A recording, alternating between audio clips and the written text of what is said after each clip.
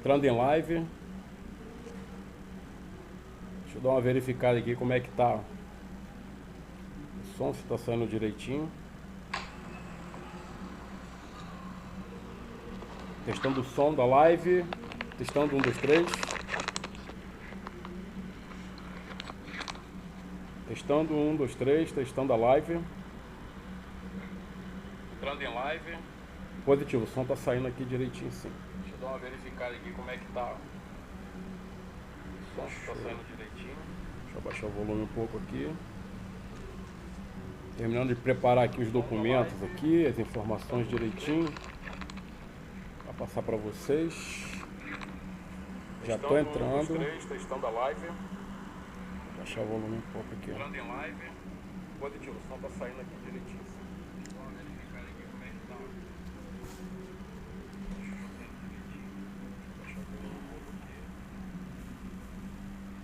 Preparar aqui os documentos aqui, as informações direitinho. Para vocês. Boa tarde, pessoal. Está entrando em live aqui, Rogério Gomes. Como sempre digo, a gente não entra sempre em live, a gente não tem, né, essa continuidade, né? Infelizmente por causa da questão do tempo, mas sempre que a gente pode, a gente está entrando em live para trazer informações para vocês, que a gente nem sempre consegue trazer, às vezes, nas postagens do dia a dia, né? E a gente vem para atualizar. Hoje a gente veio mais para falar sobre a questão da reunião de ontem, de apresentação do projeto Iguaçu, aqui em Belford Roxo. Apresentação do projeto Iguaçu Novo PAC, né? Essa nova fase que está começando, tá bom? Então, eu peço a Deus que Ele venha colocar as palavras certas na minha boca para poder passar para vocês. Ele vem guiar, vem repreender todo o mal, que muita gente torcendo contra. Não é contra mim não, tá? É contra a população mesmo, que a gente vê. Então que Deus venha abençoar, venha guardar, venha fazer essa mensagem, essa informação, na verdade, que a gente vai estar trazendo aqui, porque a gente não vai estar trazendo nada da nossa cabeça, como eu sempre faço, mas a gente vai estar trazendo para vocês aqui esclarecimento sobre, documento, é um monte de registro que a gente tem, né, ata, lista de tudo. A gente vai estar trazendo para vocês aqui, para poder estar esclarecendo alguns fatos para vocês entenderem a coisa, tá? Então, se quiser, tá mandando um convite aí para os seus contatos, para alguma liderança, para algum familiar. Mas eu também peço a vocês que participem da live, deixem um comentário, uma pergunta aí, conforme vocês foram ouvindo, né, o assunto. Se quiser deixar a pergunta aí, eu vou tentar estar respondendo para vocês, vou tentar estar esclarecendo para vocês a respeito da sua dúvida, da sua sugestão ou alguma coisa assim, porque eu não sou o dono da verdade não, tá? Sou o dono da verdade não. A gente vem aqui trazer aqui informação a respeito do trabalho que a gente faz, porque é um trabalho do movimento popular, né? Não é para mim em si, eu também sofro a consequência, é claro, né, diretamente das coisas que acontecem, né? Principalmente em relação ao projeto Iguaçu, que é o projeto de controle de inundação, controle de enchente, né? Então todo mundo que sofre enchente, como eu, como a minha família, como os meus vizinhos aqui, então essa mensagem é diretamente para você, ou para você que gosta de participar da política pública, né, de opinar, de saber o que está acontecendo, até para saber em quem confiar, não confiar no próximo voto, quem votar e quem não votar, né? Então é para você essa informação, ok? Então, se você puder deixar a sua participação, curtida, comentário. Essa live, lembrando mais uma vez, como o Facebook hoje tem uma regra que a live agora só fica disponível, né, no Facebook por 30 dias, 31 dias, se não me engano, acho que é 30 dias. Então o que a gente está fazendo? A gente está gravando a live e depois a gente vai salvar a live e vai jogar lá no nosso canal do YouTube, tanto do Controle Social do Projeto Iguaçu, é só ir lá no YouTube e digitar Controle Social do Projeto Iguaçu que você vai achar a gente. E também, né, no canal 2 do blog do Lote 15. Só digitar lá no YouTube também, blog do Lote XV, né, que é em romano. Blog do Lote XV, que é blog do Lote 15. Canal 2, você vai achar a live, também vai estar lá. Não agora na mesma hora, é claro. A gente deve botar lá para segunda amanhã, né, provavelmente. A gente salva a live daqui do Facebook e a gente lança ela lá no canal do YouTube, aí lá vai ficar eternizado lá, é mais um registro, né, documental nosso a respeito de informações, né? O que acontece? O Projeto Iguaçu, como vocês sabem, que é o projeto de controle de inundação, né, começou lá as obras de fato lá em 2009, paralisaram mais ou menos em 2012, por causa da questão de irregularidades. Algumas coisas foram feitas, boa parte dessas coisas, como a estação de bombeamento do lote 15, não estava incluída, não estava prevista essa construção dessa estação de bombeamento no escopo principal do projeto, tá? E a gente tem prova disso, não estava previsto. Não havia previsão naquela época também do reassentamento de famílias, né? Não estava, só tinha previsão realmente de algumas dragagens, de alguns serviços de desassoreamento, né? E, entre outros serviços, algumas praças inundáveis, alguns parques, algumas coisas, né? Mas não tinha previsão de reassentamento, que eu me lembro, não tinha previsão de reassentamento, e a gente começou a cobrar isso, porque não tem como mexer nas áreas de risco, na área de inundação, se não tirar as famílias que estão morando dentro da bacia de inundação. Não tem como, né? Então a gente cobrou, bateu de frente lá com o sistema lá na época lá e conseguiu incluir o reassentamento de família também, que segundo o Luiz Renato Vergara, que hoje coordena o projeto Iguaçu dessa nova fase, chegou a mais ou menos 3.500 famílias, né? Não estou falando que a gente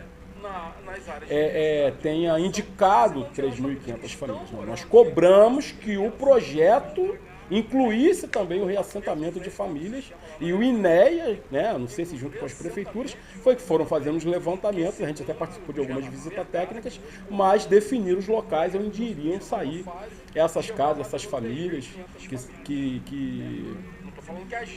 passaram pelo reassentamento. Algumas receberam apartamento, algumas foram indenizadas, outras compraram uma casa através do compra assistida, né, onde mede a casa, tem um valor, esse valor compra-se uma casa em outro local. Na ideia do INEA era para que a pessoa não viesse comprar casa numa outra área de risco, que é o que na verdade aconteceu, porque eu conheço pessoas que saíram de um lugar da área de risco e depois o INEA autorizou comprar em outro local.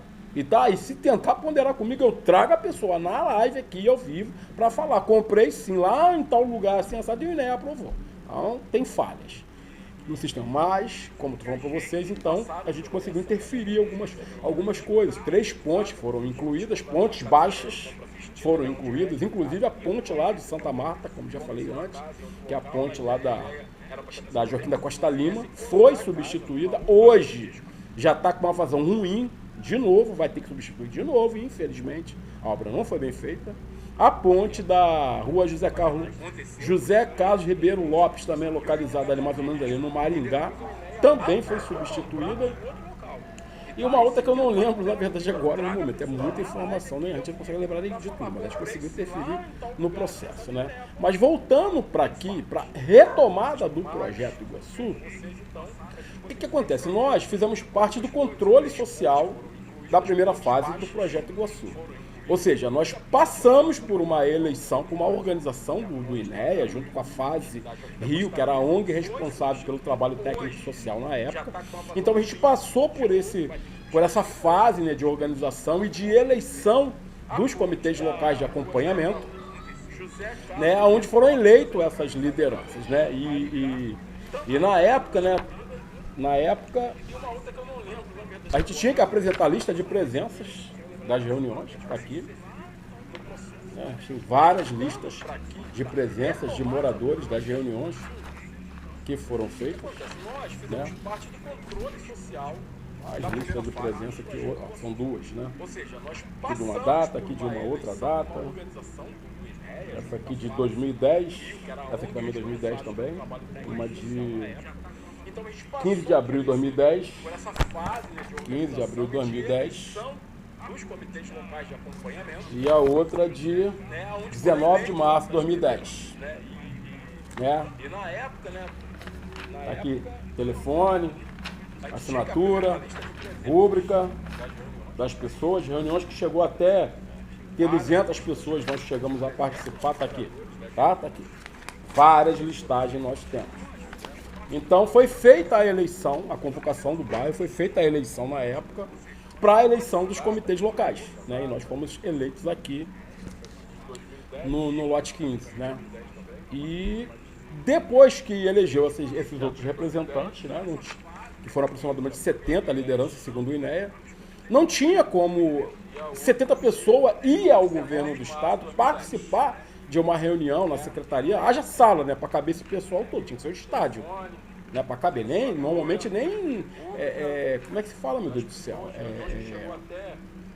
ai meu pai, agora fugiu a palavra, aquele lugar que a gente se reúne, auditório, nem todo lugar tem auditório e cabe esse pessoal todinho, né, então é complicado, então é claro que foi determinado que se criasse uma comissão menor, né, que foi uma comissão executiva, que essa comissão composta, né, por aproximadamente 5 pessoas, iria fazer esse intercâmbio entre se reunir com todos os comitês locais, com todas as lideranças, que trariam as demandas, e essas demandas eram passadas para a comissão executiva, que organizava esse trabalho, né? Organizava esse trabalho. Isso tudo não foi coisa que saiu da nossa cabeça também não, tá? Aqui, ó.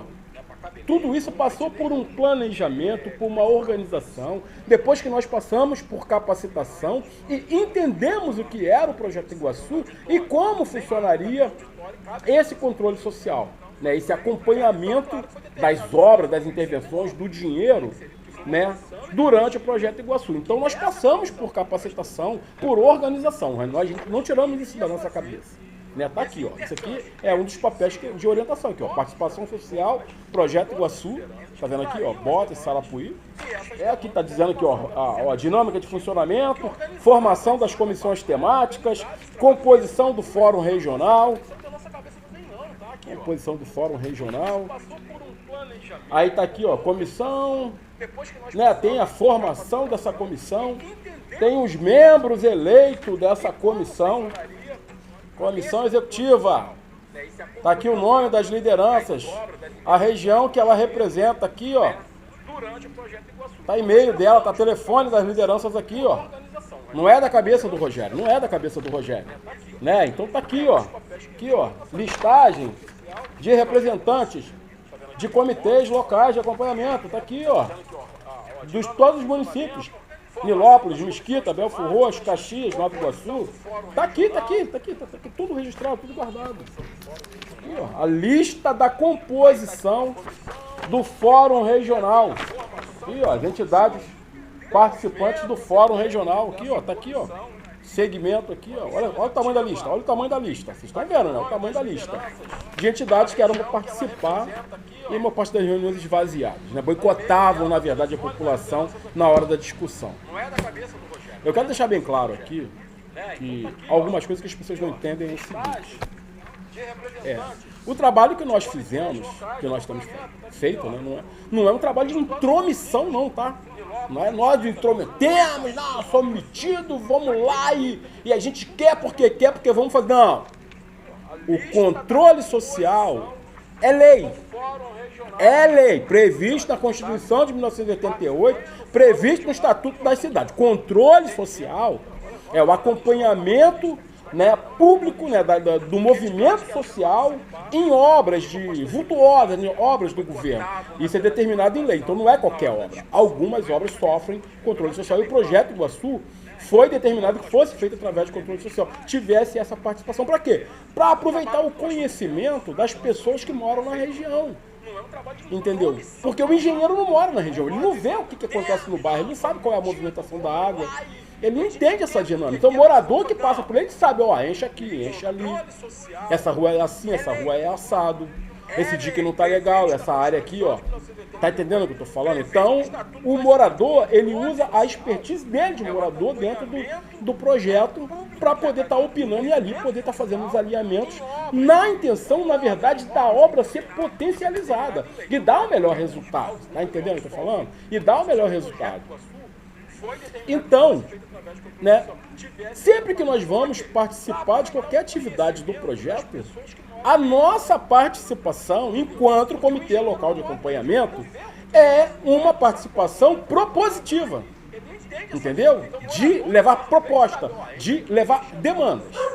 Você entendeu agora? Então esse é o nosso papel. O nosso papel não é chegar numa reunião do Projeto Iguaçu seja qual for em qualquer município da Baixada, ir lá e ficar calado, porque nós temos o direito de falar sim. Nós temos direito de concluir o nosso raciocínio sim. Não é do jeito que o INEA quer, que o governo quer, que a coordenação... Não é do jeito deles. Não é do jeito deles. Nós temos o direito de concluir o nosso raciocínio, porque senão está cerceando o nosso direito. Entendeu? Senão está cerceando o nosso direito. Então a comissão serve para quê? Serve para quê? Serve de fantoche? Serve de espantalho? Serve de brinde? Né, para assinar uma lista de presença ou alguma coisa assim e referendar o governo a ir lá e descontar o cheque de 208 milhões ou o cheque de 160 milhões? Negativo. Nunca foi assim. Nunca foi assim. E nunca vai ser assim. Não vai ser assim. O movimento sempre vai se posicionar. Os representantes da população, de fato, que são moradores, vão se posicionar. Vão se posicionar, não tem medo de cara feia, não tem medo de cara feia. Não tem medo de cara feia. A pessoa que tem medo de cara feia, ela não vai participar do movimento social, ela não vai participar desse embate, não vai. Vai ficar em casa no sofá vendo televisão. Mas normalmente quem faz isso é quem não sofre na pele a consequência dos problemas. Aí é com ele.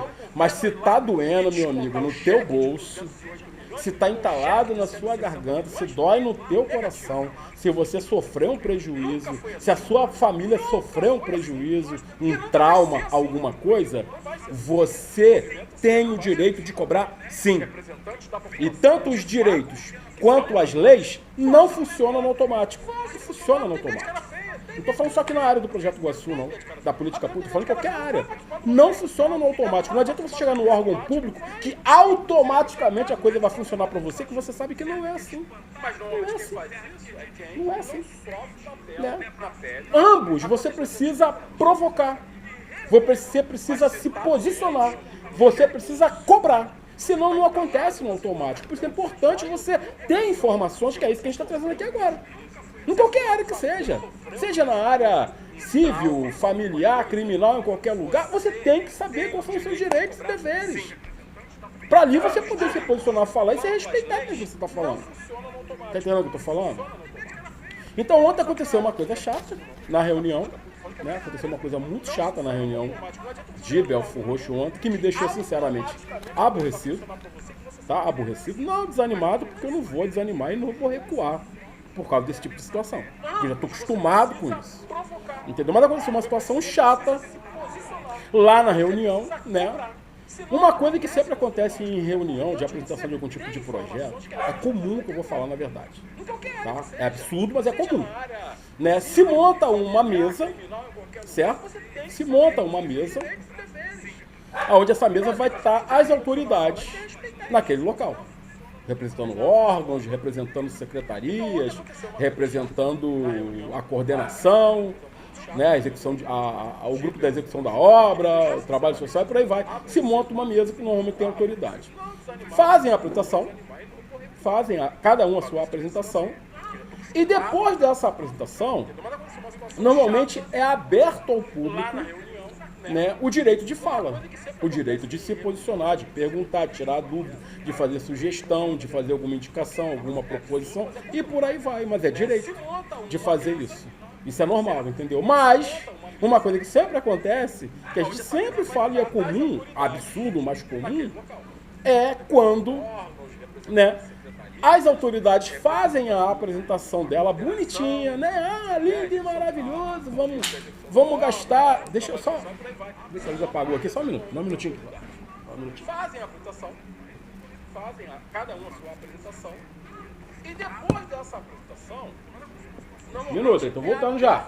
Só um minuto aqui que deu problema aqui nos fios aqui. O direito de fala, o direito de se posicionar, de perguntar, de tirar dúvida, de fazer sugestão, de fazer alguma indicação, alguma proposição, e por aí vai. Mas é direito de fazer isso.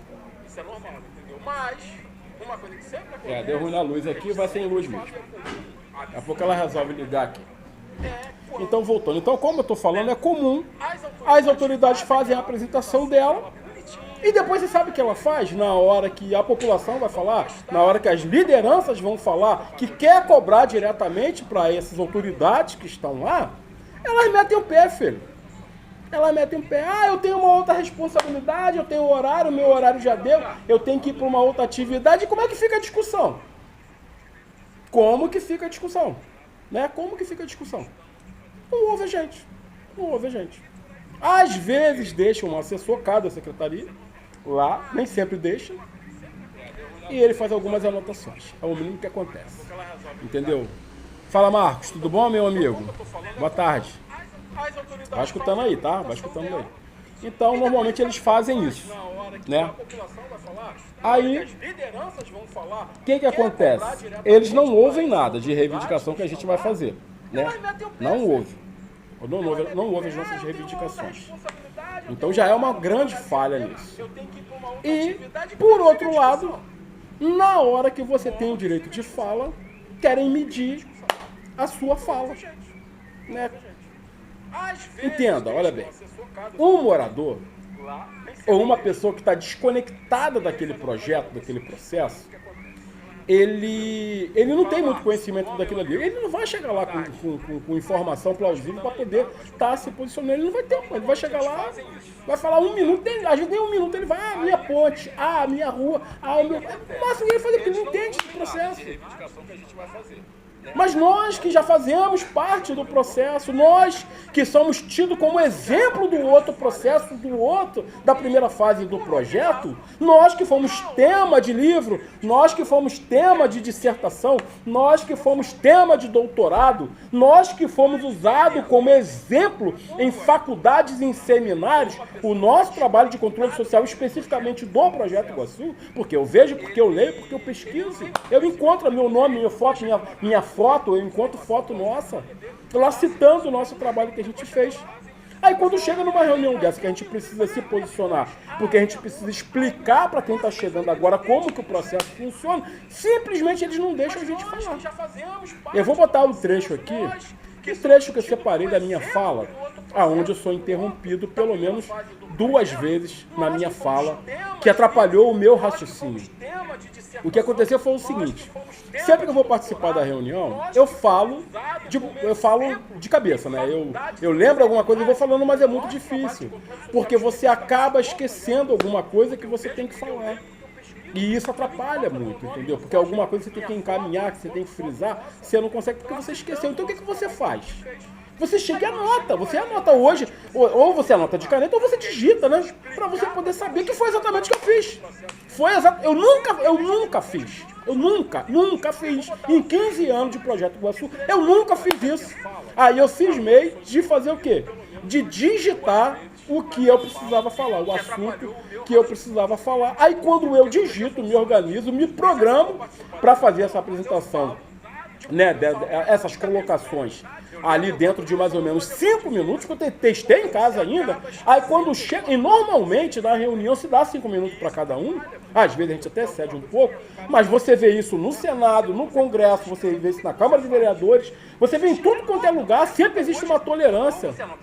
Aí você sabe o que a coordenação faz? A coordenação da reunião, do projeto, ela joga pela metade o tempo, 3 minutos, e ainda pondera com você o que você está fazendo, pô. Isso é perseguição. É absurdo isso, absurdo. E fica aqui o meu protesto. Absurdo. Para mim isso é perseguição, para mim isso é incompetência para poder estar coordenando um processo importante como controle social do Projeto Iguaçu. E com certeza são pessoas que não conhecem a enchente, não sofreu o problema, não sofreu o impacto do problema, não teve prejuízo no bolso dela. Entendeu o que eu estou falando? Não teve prejuízo no bolso. Então para ela, ó, ela cumpriu o horário da reuniãozinha dela que ela tem que fazer, ela pegou as assinaturas de quem presença, acabou, fiz a minha parte do meu trabalho, tá muito lindo e maravilhoso, se dane a demanda da população. É isso que você consegue entender. Entendeu? Deixa eu puxar aqui para você poder ver, né, como que foi a situação lá na hora que aconteceu lá. Deixa eu puxar aqui, me dá um minutinho só. Deixa eu puxar aqui. O trecho é pequeno, tá? É curto.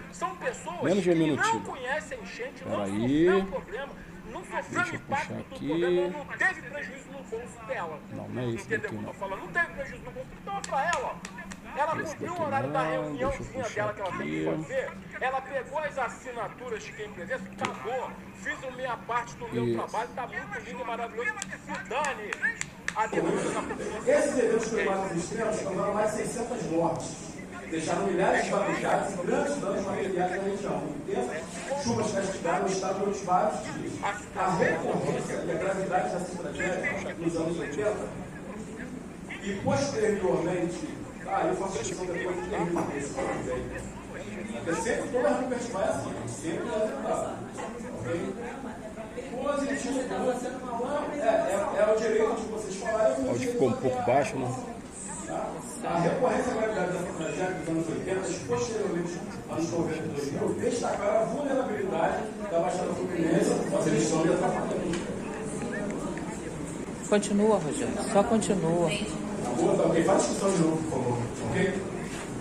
Eu nem meu nome consigo falar. Acho que eu não consegui mexer aqui direito no mouse. Tem encaminhamentos para fazer, então se você fazer, a gente vai fazer. Ficou complicado mexer no áudio aqui, mas o que aconteceu? Esses eventos climáticos extremos causaram mais de 600 mortes. Deixaram milhares de Mas o que aconteceu foi que a gente simplesmente foi interrompido. A gente foi interrompido na nossa fala, pelo menos umas 3 vezes. O raciocínio foi quebrado daquilo que nós precisávamos. E posteriormente, porque bloquearam o nosso horário, o nosso tempo, não deixaram a gente concluir o raciocínio, como se a gente fosse qualquer outra pessoa que chegou lá e que não entende de nada, que não tem informação. É o direito de vocês falarem. É esse absurdo que aconteceu lá. Eu tomo isso só para mim. Eu tomo isso para todas as lideranças do mundo. Eles não estão batendo de frente comigo, estão batendo de frente com o movimento social que está lá para defender a causa da população. Entendeu? A gente não conseguiu fazer, concluir o nosso raciocínio, que estava previsto para 5 minutos. Não houve esse tipo de consideração. Pelo contrário, houve foi bate-boca da coordenação dessa fase do Projeto Iguaçu, lá que ninguém entendeu nada quem estava lá no local. Eu achei um vexame gigantesco, e não chamo vexame para mim porque eu estava lá exercendo o meu direito de liderança, de estar cobrando o direito de estar podendo falar, e eles não consideraram. Entendeu o que eu estou falando? Eles não consideraram. E a reunião seguiu. Aí sabe o que aconteceu? Porque eu tenho que bater palma. Tem que bater palma. Várias lideranças, inclusive da mesa, se manifestaram ao meu favor. Né? Um deles, eu posso citar aqui o nome, o subsecretário de Sustentabilidade de Belford Roxo, Gustavo Ferreira, que se posicionou e falou, não, mas eu quero ouvir o Rogério concluir a fala dele. Porque eu sei que ele tem conhecimento para passar para a gente, né, da primeira fase do Projeto Iguaçu. Posteriormente, né, o professor José Paulo Azevedo, né, que é integrante do grupo de trabalho do GAEMA, do Ministério Público, representante também da UFRJ, né, importante, né, liderança, né, da UFRJ, dos acadêmicos, né, dos especialistas dentro do Projeto Iguaçu, se manifestou da mesma forma. Quero ouvir a conclusão do Rogério. Depois, o professor Yoshi Saito, também, né, respeitado, conhecido na Baixada Fluminense pela participação dele dentro do trabalho, do movimento social e tudo mais, e servidor público do Estado, da Secretaria Estadual de Ambiente, se manifestou da mesma forma. Quero que o Rogério conclua o raciocínio dele. Né? E outras lideranças que também se manifestaram ao nosso apoio. Entendeu? E com isso, é claro que elas se sentiram envergonhadas, né? A equipe de coordenação se sentiu envergonhada e jogou a gente lá para o final para a gente tentar concluir o nosso raciocínio e o que a gente tentou fazer, mas não seguindo mais o texto. A gente foi de cabeça, esquecendo o que tinha que falar, mas a gente lembrou de muita coisa e eu peço a você que depois, ainda não está pronto, a gente está editando os vídeos ainda, né? Da reunião, que eu sempre faço isso organizado, mas a gente até amanhã, eu prometo para vocês que esse vídeo vai estar liberado já lá no nosso canal do YouTube do Controle Social do Projeto Iguaçu. A nossa fala que durou aí em torno de, que esse bloqueio delas em torno de 8 minutos mais ou menos, né? Que a gente estava explicando para as pessoas como que funcionaria o processo e que nós precisávamos de representantes sérios, responsáveis, honestos, comprometidos de fato com a população para participar desse controle social. né? Porque se a gente não tiver pessoas de fato comprometidas, pessoas, entre aspas, vendidas, de rabo preso, como eu costumo falar, telhado de vidro, né? Não adianta que não vai representar a gente.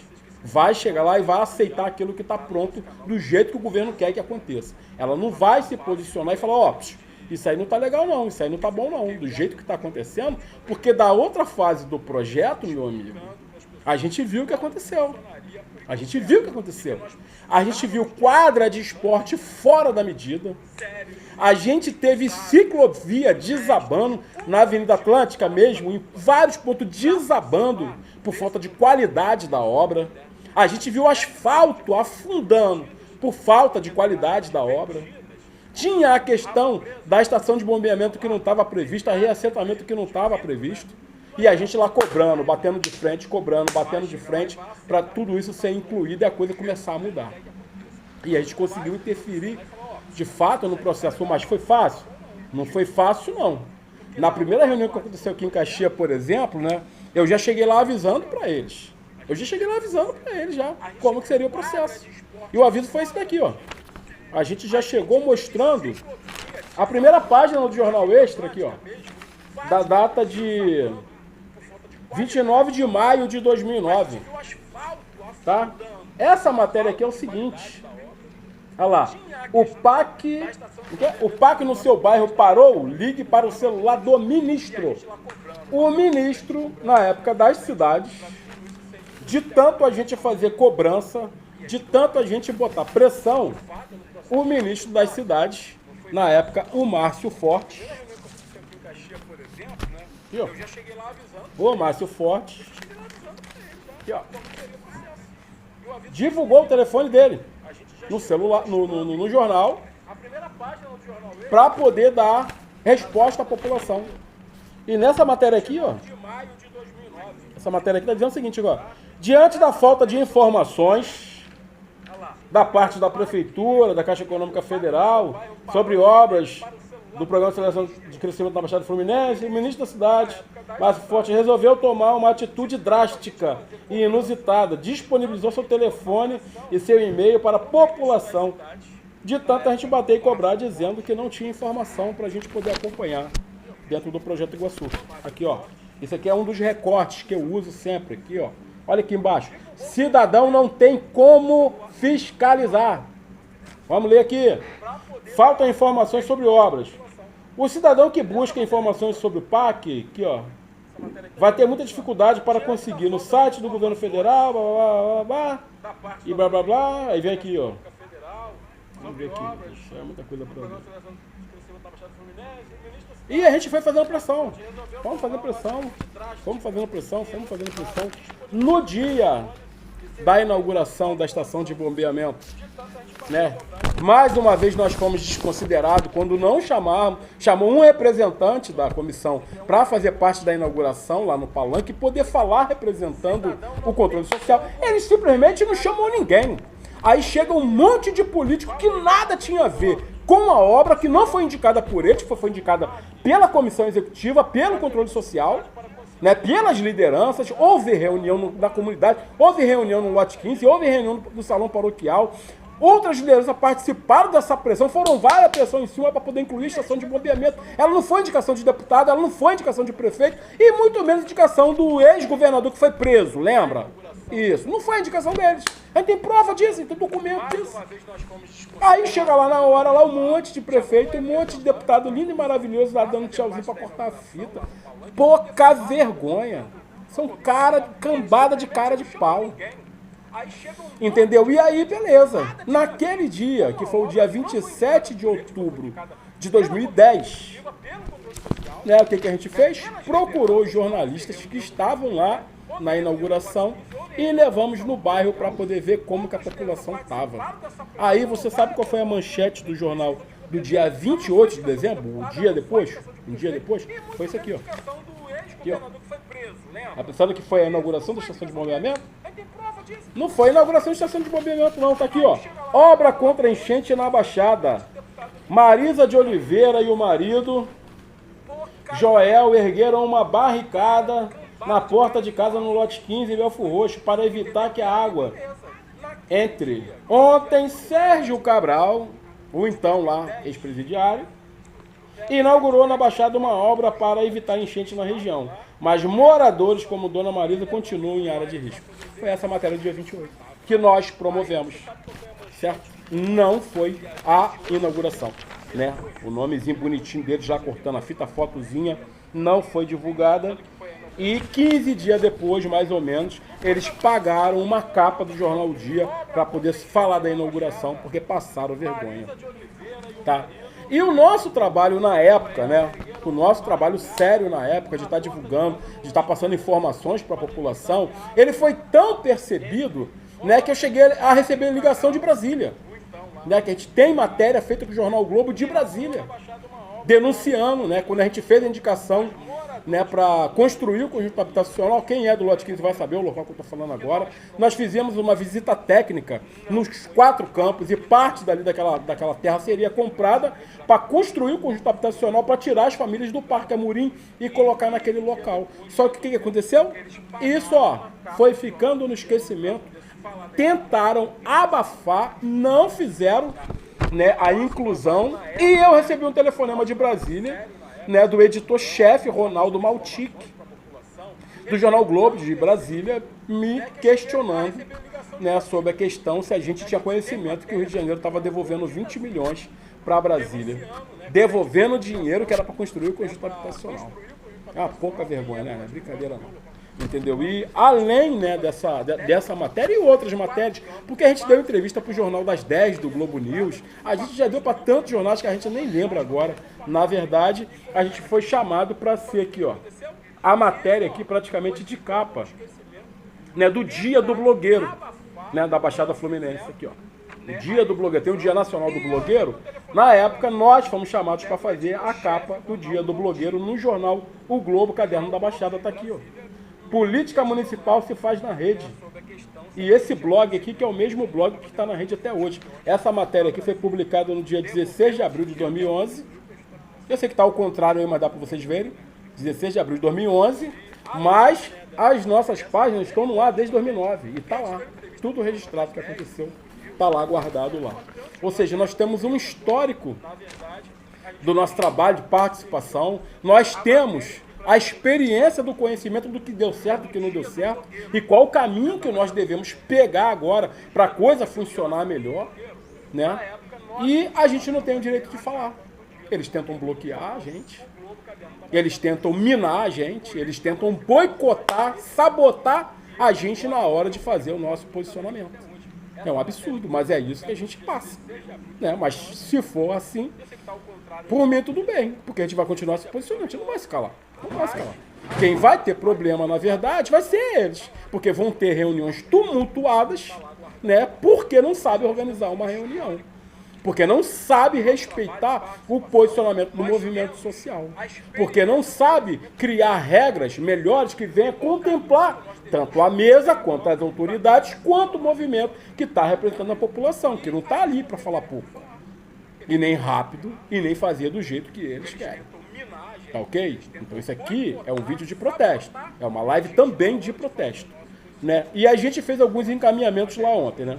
Eles entregaram um panfleto lá, né, um folder, dessa fase do Projeto Iguaçu em Belford Roxo, tá aqui. Eu não li ainda, é muita informação, é pouco tempo. Aí eu ainda vou ler esse panfleto aqui, tintim por tintim, que isso aqui é prova, né, para fazer o dever de casa. Eu acredito que assim como o Caxias tem um caderno que eles deram pra gente, do cronograma, deve entregar um cronograma desse também pra gente, daqui de Belford Roxo, pra gente poder estar acompanhando. E nos encaminhamentos foi aquilo que eu falei, a gente encaminhou.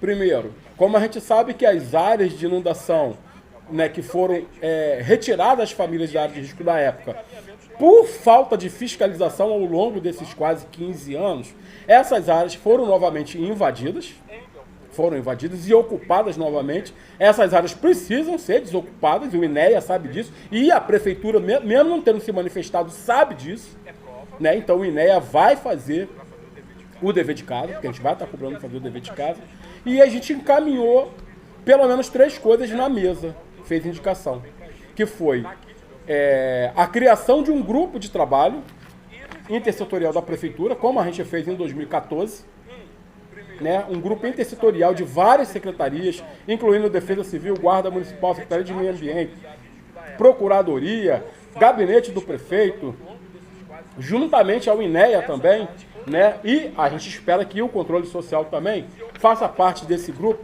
de fiscalização para coibir as novas invasões, para retirar essas famílias da área de risco, para poder liberar essas áreas. Eu estou em casa, tá, tem cachorro, faz parte. Entendeu o que eu estou falando? E nós propusemos também o quê? Que a reunião de ontem, que foi de apresentação do projeto para a população, que aconteceu lá na Pian, contempla, beleza, algumas lideranças, algumas pessoas que moram naquela região, mas isso precisava se ampliar. Então a gente propôs que acontecesse mais 3 reuniões, pelo menos, que é uma reunião, só um minuto, mais 3 reuniões pelo menos, que seria uma reunião na região do lote 15, para falar do projeto para as pessoas aqui, moradores da região do lote 15, que aí vai atender Jardim Brasil, Parque Amorim, Vale do Ipê, Jardim dos Pinheiros, Parque Colonial, todo mundo que mora nessa região, até Roseral, Maringá, Avona, né, contempla o lote 15, não fica longe para poder se deslocar. Então, no lote 15, fazer uma reunião dessa de apresentação para entender qual é o processo, quais são as intervenções que vai fazer nessa etapa do projeto Iguaçu. Fizemos a proposta, ou seja, a segunda proposta. A primeira, a criação do grupo de trabalho, certo? O grupo de fiscalização. Segundo, as reuniões. E terceiro, deixa eu lembrar aqui, meu pai. Como é que a cabeça, tá vendo? Na hora que a cabeça falha. Espera aí que eu vou lembrar aqui. E terceiro, deixa eu ver aqui. Tá aqui anotado aqui. Todo mundo que mora nessa região, até Roseral, Maringá, o grupo e a realização de uma visita técnica fazendo todo o contorno previsto para a intervenção. Isso é importantíssimo, assim como aconteceu lá em Caxias e aconteceu na primeira fase também. A gente precisa ir com o INEA, com os técnicos, nos locais aonde vai acontecer a intervenção, para a gente entender se realmente é aquilo dali que vai fazer e vai dar certo e vai contemplar o local, né? Realmente vai resolver o problema. Por quê? Por que isso? Porque a coisa não vem pronta, é isso que vocês têm que entender. Não vem pronta, o prefeito anunciou, o governador anunciou, beleza, vamos bater palma. Só não funciona assim, pessoal. Não funciona assim. Citando um exemplo aqui, por exemplo, não é a primeira vez, mas eu vou citar um exemplo recente para vocês poderem entender. Um exemplo, tem vários, mas eu vou citar um exemplo recente para vocês poderem entender. Aqui no lote 15, né, tem a Rua Impala. A Rua Impala, ela se trata da antiga rede, do trajeto, né, da linha do trem, da antiga rede ferroviária federal, que foi desativada na década de 90. Né? Então ela ficou, depois que tirou, né, os dormentes, né, os trilhos, virou uma estrada de terra. Né, que há meia hora atrás, um ano, sei lá, meia hora atrás, aí, lembraram aí, quebraram o galho de botar um asfalto aqui. Né? Na hora da eleição, vamos botar assim, há 2 anos atrás, alguma coisa, jogaram um asfalto rápido para poder calar a boca da população. Jogou o asfalto rápido nessa rua aqui, que é a Rua Impala. E nesse local aqui é o seguinte, desde que saiu a ponte da linha férrea, onde os moradores, inclusive eu, fazíamos a travessia andando com cuidado, inclusive, tá, só para citar, na época eu lembro que eu era criança, mas chegou a morrer pessoas atropeladas por trem fazendo essa travessia. Eu era criança, mas eu lembro, ainda está na minha cabeça a visão do cadáver lá no chão. Tá, eu lembrei isso aqui agora, não foi uma só não, pelo menos 2. Pelo menos 2, mas eu na verdade vi pelo menos 4 acidentes aqui, inclusive aquele do trem que atropelou um ônibus da Trel, né, lá na década de 80 e morreram várias pessoas. Né, corpo voou longe, derrubou parede de casa, troço absurdo. Mas quem é morador aqui sabe disso que eu tô falando. Entendeu? E deixa eu dar uma lidinha aqui no que o pessoal falou. Eu quero agradecer aqui também a presença do nosso amigo Rivaldo. Rivaldo, que é mais da área de saúde, né? Rivaldo é lutador daqui da região do Vona, do lote 15, né? Do Parque de Ferreira. Rivaldo está aqui dando os parabéns pra gente. Só tenho que agradecer a você, meu amigo, a tua participação. Né? Como é que é? Precisa fazer um reflorestamento no Parque Amorim, nas áreas onde os moradores foram retirados para não retornar, exatamente. Tá corretíssimo você, tá corretíssimo você. Essa área tem que ser recuperada a parte ambiental dela, né? E tem que ser coibida as novas invasões, porque é uma área delimitada até no zoneamento urbano como área de risco. Uma área de inundação, uma área pulmão. Então, o que tem que ter naquela área ali? Árvore, plantação, essas coisas. E tem que ser proibido o acesso. Tem que ser fiscalizado, tem que ser colocado placas, né, sinalizado, que é proibido estar naquela área, fazer qualquer tipo de construção naquela área. Uma coisa simples, com uma placa eles nunca nem colocaram, Rivaldo. Só para você poder ter noção. Quero agradecer também aqui a participação do amigo André Barreto, o André, que tem o Lava Jato lá no Parque dos Ferreira. André sempre está acompanhando a gente. André, forte abraço, meu amigo. Você que sempre está correndo atrás também de melhorias aí para a tua região aí. É um cara articulado, né? Conhece o pessoal, os vereadores, os políticos e tal. André é muito gente boa, batalhador. E eu agradeço a sua participação aqui, meu. Um forte abraço para você. Deus continue te abençoando, tá? E o outro amigo que já estava aqui, que era o Roberto também, eu agradeço. Outras pessoas não aparecem aqui. Demora, né, interagir aqui o Facebook com a gente, não sei se ele boicota a gente, mas eu agradeço a cada um de vocês que está vendo agora e os que vão ver também posteriormente. Eu não fico aqui, agoniado, porque não entrou 100 pessoas na minha live, 50 pessoas na minha live. Não. Tá aqui o registro, vai ficar. O importante é ter informação para depois a gente poder voltar aqui atrás e verificar e lembrar, não, tal dia falou tal coisa mesmo. Não, o Rogério citou o assunto tal lá mesmo. É para isso, é para registro que está ficando aqui. Então, os encaminhamentos que a gente fez foi esse. A partir desses encaminhamentos aqui, a gente vai saber que a população vai ser contemplada. Ou seja, os moradores da região do lote 15 também, do lote 15 que eu digo, que abrange Vale do Ipê, aqui toda aquela região que eu falei, né, vão ser contemplados em quem poder falar e poder participar. Os moradores lá do Babi lá, né, uma outra liderança de lá, que é o presidente da Associação de Moradores de lá, que é o Sandro, tá? Eu não conhecia o Sandro pessoalmente, eu acompanhava o Sandro pelas redes sociais, as reivindicações do Sandro lá. Gostei de conhecer o Sandro, quero ter a oportunidade de conhecer ele melhor, conversar mais com ele e entender as demandas lá da região do Sandro. Mas o Sandro também fez alguns posicionamentos lá que eu achei interessantíssimo. Quero conversar com ele a respeito disso. Né? E outras lideranças, né? Então, uma reunião seria importante ali na região do Babi, porque poderia contemplar o quê? Os moradores do Roncalli, os moradores do Chavante, de São Francisco, se bobear até morador de Nova Aurora, que também não fica tão longe assim, morador de Santa Maria, de São Bernardo, poderia se deslocar ali para a região. Se for num local de fácil acesso ali no Babi, tipo numa escola, né, num local central ali dependendo, contemplaria. Então, a equipe de coordenação do Projeto Iguaçu pode avaliar um local meio termo ali na região que possa contemplar. Pode ser no Roncalli também, que possa contemplar os moradores daquela região, também poder falar. Né? E uma outra proposta seria, como o projeto ele vai atingir até a divisa com o Nova Iguaçu, né? Então, seria interessante fazer um também lá na outra ponta da cidade, lá na região lá entre Heliópolis e Itaipu, mais ou menos. Também propus fazer uma reunião naquela região para contemplar os moradores de lá. Deixando bem claro aqui o seguinte, essa reunião não é uma reunião para a gente ir para bater palma, para maluco dançar. Vocês têm que entender o seguinte, o Projeto Iguaçu, né, e isso, eu acho que foi isso que deixou lá, né, o pessoal lá da coordenação agoniado, revoltado e querendo me parar, né, é porque a gente não vai lá para bater palma para o governo. A gente vai lá para esclarecer fatos, né? Porque eles fazem a apresentação deles como se o Projeto Iguaçu tivesse vindo quebrar um galho e que eles decidiram na hora deles vir aqui e trazer um dinheiro para poder fazer a obra. E não é assim que funciona. Não é assim que funciona. É mentira, pô, é mentira. É mentira. Aí a gente vai ficar batendo palma para eles? Estão quebrando o galho, não. Primeiro, Projeto Iguaçu lá atrás, a criação do Projeto Iguaçu.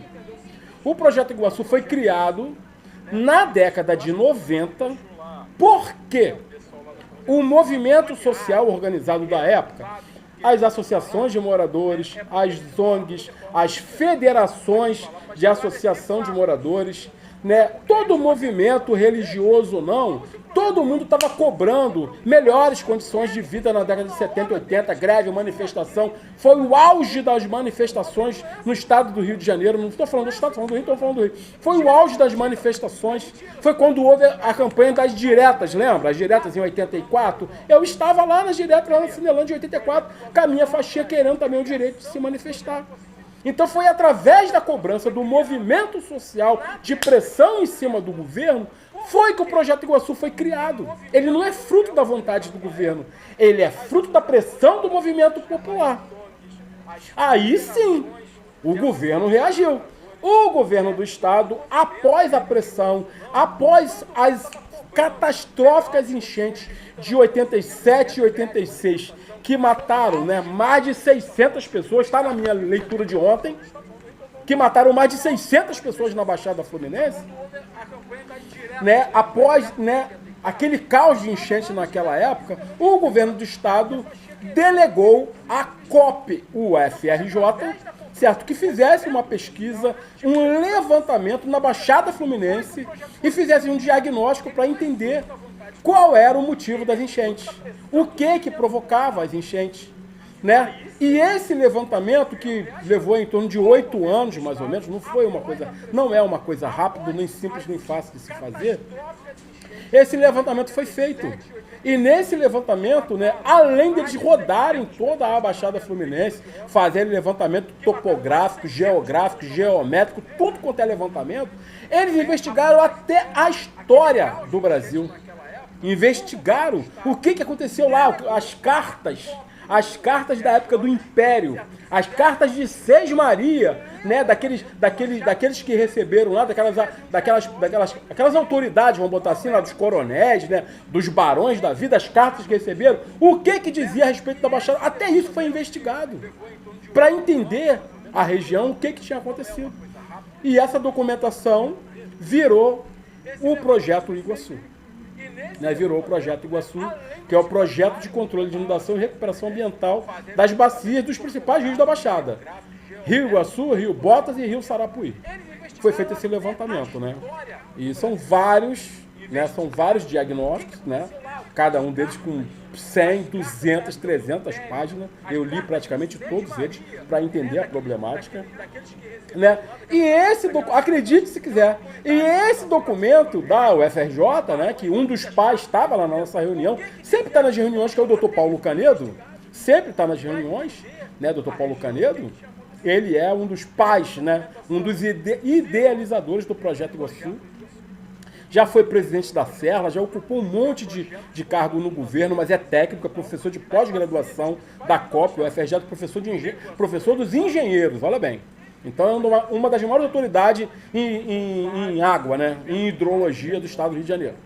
Né, crânio, né? E estava lá ontem na reunião também. E acredite se quiser, esse projeto criado e apresentado em 1995 foi para a gaveta. Foi para a gaveta. Foi para a gaveta em 95 e ele só começa a sair do papel no ano de 2007. Exatamente 2007. Quanto tempo depois? 95, 2005, 12 anos depois. 12 anos se passaram do Projeto Iguaçu ficar pronto o projeto executivo e ele sair do papel para começar a ser executado. 12 anos não, 14 anos, porque em 2007 ele começa a sair do papel, mas na burocracia. Estamos pensando em tirar o projeto do papel. Ou seja, em 2007 eles começam a emitir ofício. Em 2009, lembra? Apenas que começam as obras. Depois da gente ter sofrido as enchentes de 87. Só para você ver como é que a coisa protela, a coisa demora. A coisa poderia ter saído do papel antes? Sim, se houvesse vontade política. Aí você tem que pensar o seguinte. Não, então de 87 para cá, a gente teve mudança de governo do município. A gente teve mudança de governador várias vezes, de vereadores várias vezes, de prefeito várias vezes. A cidade de Belford Roxo emancipou basicamente em 90, 93, eu não lembro exatamente, né? Vai lembrando de todo mundo que passou pelo governo nessa época. Gíria política, cagaram e andaram pra gente. cagaram e andaram literalmente. Perdão da palavra quem não conhece, é uma gíria política, tá? É que ignoraram a gente, quer dizer isso. Né? Deixaram a gente pra lá de lado, fizeram do jeito deles. Então ignoraram, tá ok? Eu cito sempre, por exemplo, né, quando veio a enchente de 2009, 2010, aquelas 4 catástrofes que estão anotadas aqui na minha leitura de ontem, que eles me atrapalharam, né? Tá aqui dizendo aqui, ó. Apesar do início do projeto, ó, tá vendo aqui as datas? Olha as datas aí, ó, das enchentes, tá vendo aqui, ó?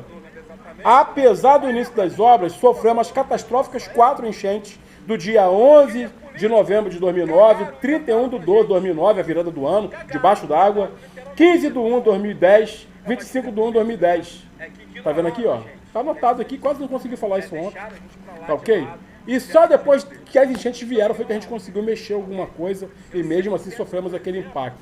E depois que vem a paralisação do projeto Iguaçu em 2012, basicamente, né? Porque tem negócio de documento, 14, 15, mas já tinha parado as obras, parou em 2012.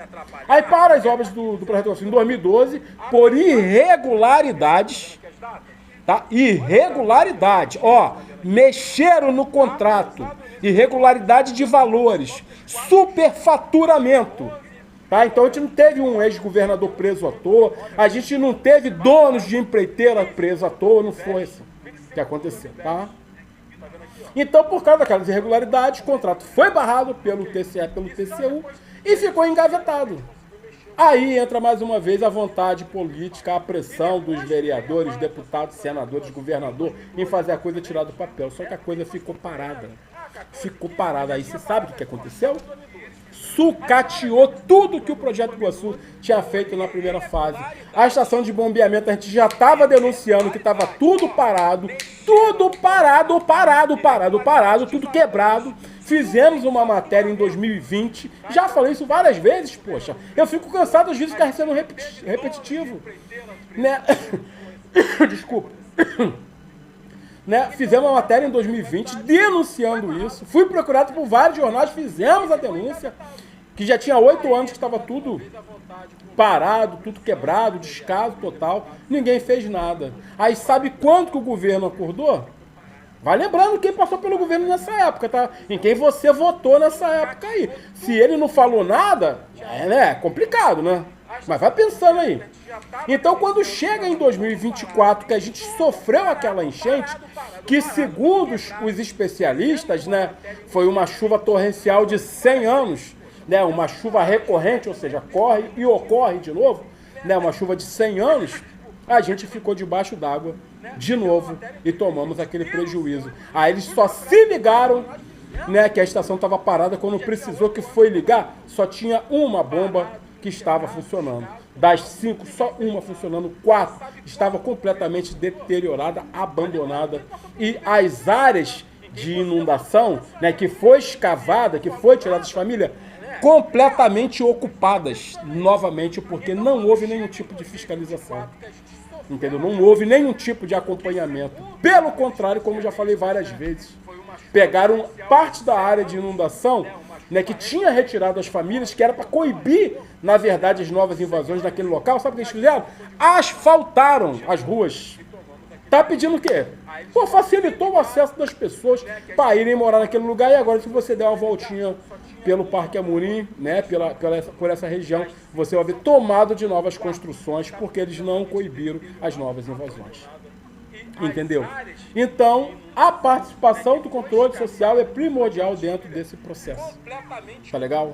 Nós vamos aguardar as próximas etapas, vamos estar estudando a documentação dessa fase em Belford Roxo e também da fase em Duque de Caxias. A gente disponibilizou no nosso canal do blog do Lote 15, né?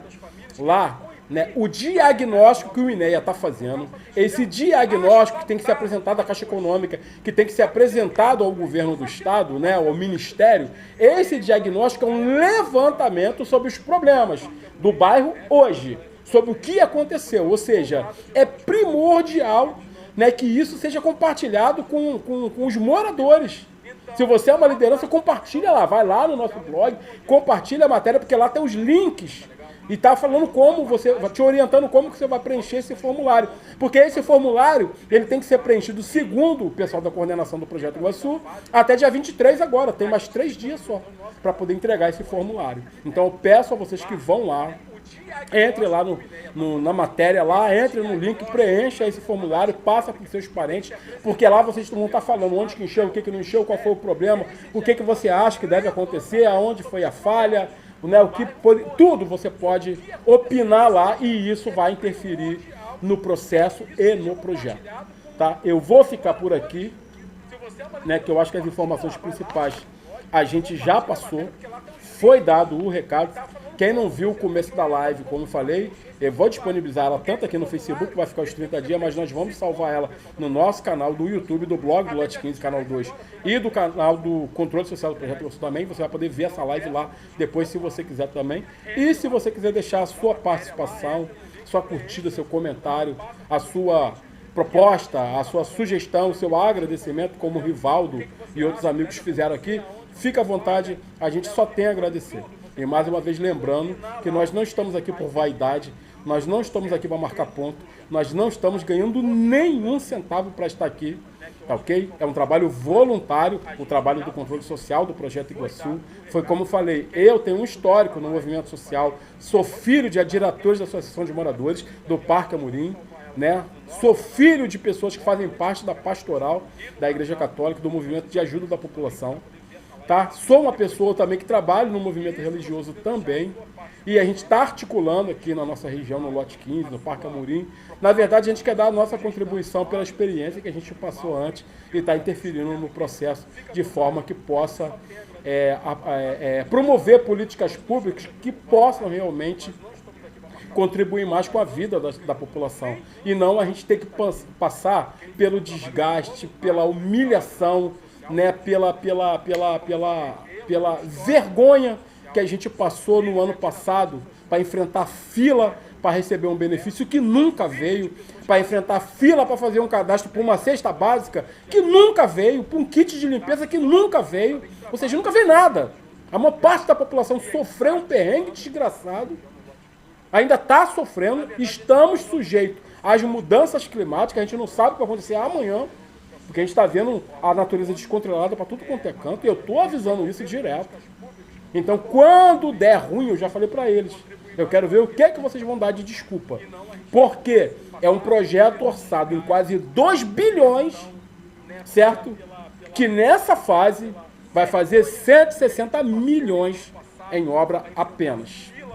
Então vamos ver o que vai acontecer. Vocês não incluíram um monte de coisa que era necessário incluir, que está no escopo do projeto executivo do projeto Iguaçu. Vocês não incluíram. Em alguns locais estão fazendo obra da cabeça. Quando der o resultado errado, a própria população que está batendo palma para vocês hoje e que está lá, isso aí, vai com tudo, tamo junto. Essa mesma população vai massacrar você prefeito, vai massacrar você presidente, vai massacrar você deputado, vai acusar você vereador de omissão. Tá? Então o alerta fica dado aqui. Eu espero não ter ofendido ninguém, que não é a minha intenção, pelo contrário, só tenho a agradecer a Deus pela oportunidade de estar fazendo esse trabalho, né, que não é da minha cabeça também não, e a gente está tentando fazer a nossa parte. Muito obrigado e até a próxima live. E continue acompanhando as nossas redes sociais. Forte abraço, galera. Tamo junto. Em alguns locais estão fazendo obra da cabeça. Quando der o resultado errado, a própria população que está batendo palma